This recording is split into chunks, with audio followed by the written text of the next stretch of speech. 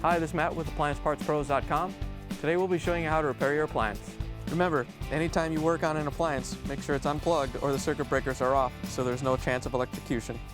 In this video, we're going to show you how to change out the Samsung refrigerator ice maker shutoff arm. It's going to be a very easy repair, and it'll only take a few minutes to show you how to do it. If you already have one of these, great. If not, you can click on the link below or get it at AppliancePartsPros.com.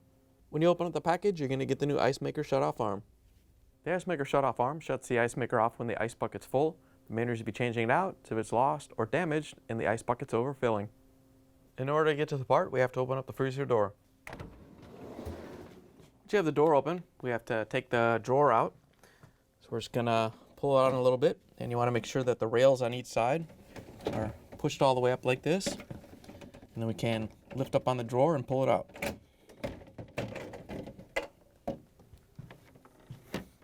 Now that we have the drawer out of the way, we can reach in and take off the ice maker shutoff arm. It's mounted over here on the left side of the ice maker. We're going to reach in with a Phillips screwdriver to take out the screw.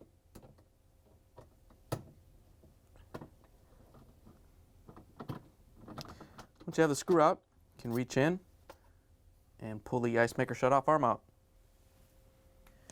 Here's the old ice maker shutoff arm next to the new one.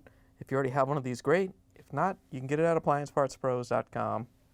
To put the new ice maker shutoff arm in, we're just going to put it onto the ice maker. You may have to hold it in place while we grab the Phillips screwdriver and put the screw in.